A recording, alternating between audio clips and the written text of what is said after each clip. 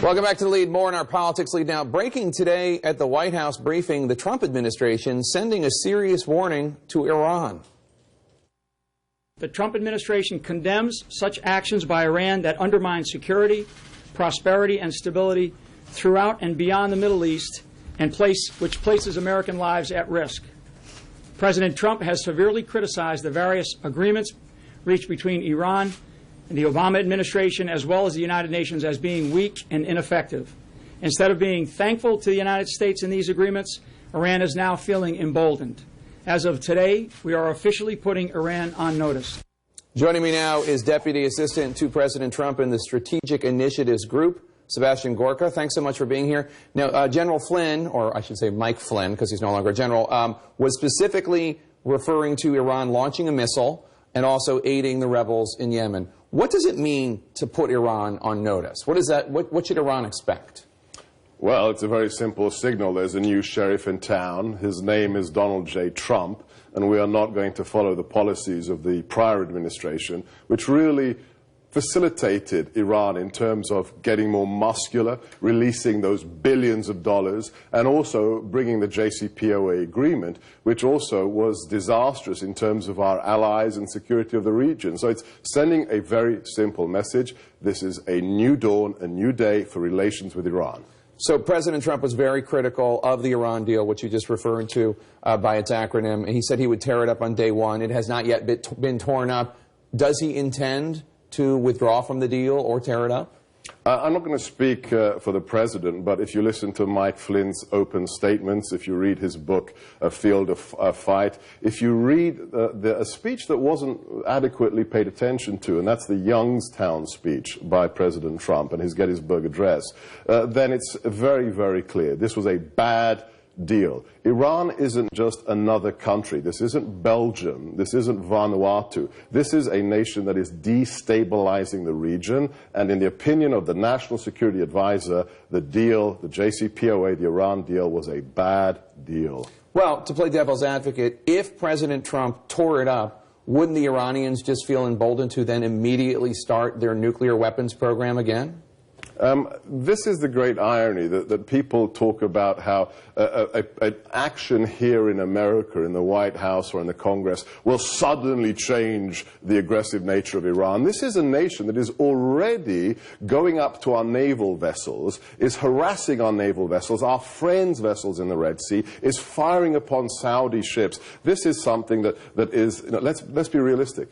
This is an anti-status quo actor that in the last few years has flexed its muscles in ways that hurt our allies, especially the Sunnis. So the idea that this would make a big difference hither or yon is fallacious. Let's talk about the President's executive action on immigration on Friday. A lot of Republicans on Capitol Hill were critical, some of the policy, but more so, I think, about the implementation and the lack of coordination in their view with agencies, with Congress.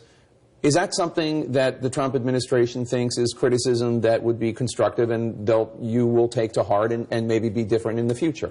No, because it's not reflecting the truth. I spoke at length yesterday to General Kelly, the new director for Homeland Security, who just wouldn't stop laughing because he said the reports he reads in the newspaper bear no reality or connection to what's happening. He said the idea that we're not being consulted is just absurd, that principles are being shut out of an important executive order like this one. So as somebody who's inside, I was inside the transition working for General Flynn. I'm now in the White House working for the Strategic Initiatives Group.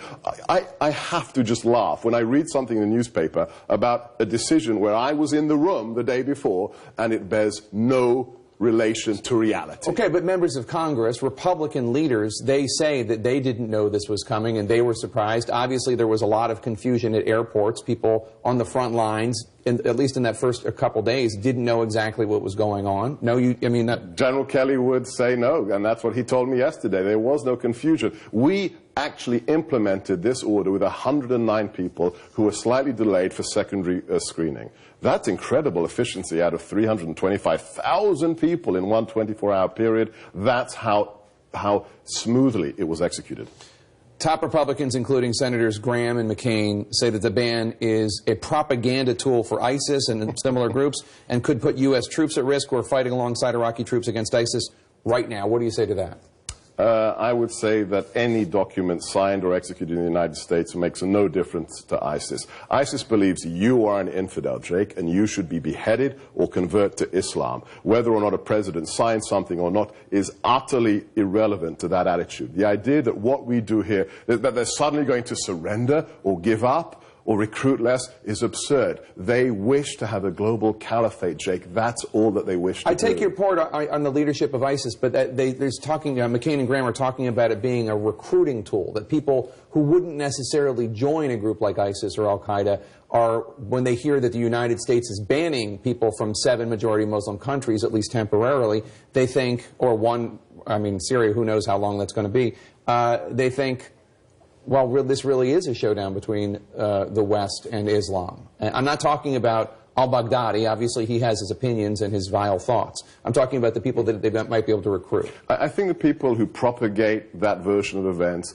need to get out of what did Ben Rhodes call it, the echo chamber, this bubble that the media has created for itself on the left and on the right coast. It's not the reality. I spoke to an Iraqi today who told me his friends in Iraq, who are now delayed for a certain amount of time, said, this is excellent. This means the president understands how many bad guys want to come to America. We wish to be processed as former interpreters, as people who worked for the American forces in theater. We want to be recognized for what we did and to have the bad guys excluded. This is what Iraqis are saying right now who wish to come to America. Let's listen to them and not the chattering classes in LA, New York, or DC. Well, we've heard from a lot of refugees and people who had visas and people who had green cards, and I'm sure you've seen the reports of people who were negatively affected by the executive order on Friday. I'm sure that there are some, we talked to one yesterday, an Iraqi who's now in this country who said exactly what you said, but there are also a lot of people who say, you know, I've gone through 2 years of vetting and then all of a sudden I can't come, or I'm a refugee, what am I going to do? Some people who have sold all their belongings. Certainly there's another side to this. Look, I am an immigrant, Jake. I chose this nation. I'm a proud American. My parents were refugees. From Hungary? Yeah, who escaped a dictatorship. What happened to them? My parents were vetted for weeks in a refugee camp. Not for 60 seconds by some INS agent or a member of the State Department online. For weeks to determine that they truly were persecuted and escaping that dictatorship and didn't pose a threat to the UK. That's extreme vetting. That's taking national security seriously. This is simply about protecting Americans. Nothing to do with religion and nothing to do with xenophobia. It's about national security. The refugee program, the vetting is 18 months to 2 years. The length of it, maybe. That's paperwork. That's process. I am talking about the serious program. Counterintelligence questioning, making sure somebody's story is accurate. The absurdity under the Obama administration that you're not allowed to check somebody's public Facebook postings because that's against their privacy. Hang on, American citizens don't have their Facebook posts protected from anybody else reading them. The system is broken, Jake. It's broken. It has to be fixed. We don't want to see a Berlin here. We don't want to see people mowed down as they were in Nice happening again in America. We certainly don't, but there is not any example of a refugee successfully carrying out a terrorist attack in this country. And as you know, the individuals from foreign countries, from majority Muslim countries, who have carried out successful attacks in this country are largely from countries that are not on this ban. I'm really glad you asked this question. This is incredibly important. Those 7 nations, which were identified by the last administration. Sure, absolutely. Okay, so it's Obama's. This is not for banning, but for thorough vetting. For yes, concern. Absolutely. Okay, those are the nations. Why are they? Why is it that list of 7 nations? Because that's where ISIS is, and that's where Al Qaeda is. Okay, Somalia, Yemen, and that's also Iran, a state sponsor. Okay, so these are the nations where we have to now engage with our allies, our partners. We have to take down ISIS. What do you think is going to happen when we squeeze that balloon, Jake? Where do you think they're going to go? I talked to our European counterparts. They are petrified that if we win in Mosul, what's going to happen? We're not going to kill or capture all the terrorists. What are they going to do? A phrase that was used with me today by one of our allies, there's going to be a starburst. They're going to go west. They're going to go north. We don't want the Berlins to happen here. We don't want the Paris attacks to happen here. That's why we're taking action now, and that's why the President's executive order is so very, very timely. But, of course, we do not want those attacks. So we're being preventative. But should there not be, I mean, it seems the criticism that you're getting is this is a blanket ban, or temporary ban, on tens, hundreds of thousands of people, most of them who wish no harm on the United States. Some of them, you've seen the stories in the newspaper, a little boy who needs cancer treatments, that sort of thing. That has the effect of, in the view of many national security experts, I'm not talking about the media now, talking about the national security experts, of this actually makes us less safe, even though the attempt is clearly to make us more safe. Do you have a family? I do. Okay. I have 2 beautiful children and a wonderful wife. That's great. Would you be prepared to take the chance that out of these thousands of people, that we're just going to keep things as they are, and one bad guy gets in and attacks your family, God forbid? Are you prepared to take that chance? Because that's the calculation the President is making. And it's his prerogative. The law laid down in the 1950s states it is the Commander-in-Chief's prerogative to set the standards for immigration. He understands it is his burden to make sure your children are safe. I think you would take that decision if you were in his shoes. We only have a few more minutes, and there are a couple other questions I want to ask. You've been a friend and acquaintance of President Trump for quite a long time. The decision to send troops into harm's way, previous presidents have said, is the most difficult part of being a president. As a man, as a person, what was the effect like on him ordering this mission in Yemen? We lost a Navy SEAL. 12, 13 tours. Yeah, and I mean, just a wonderful guy by all accounts. Chief Special Warfare Operator William Ryan Owens. What was the effect of that on President Trump? Because it is, I'm sure, the heaviest thing he's probably ever done in his life. I'll let you ask him the next time you see him, because that's an incredibly personal question to answer. But from watching him, I met him long before anybody took him seriously, briefed him on national security. This is a man that cares about this nation. He knows we are at war, and I'll just ask your viewers to do one thing.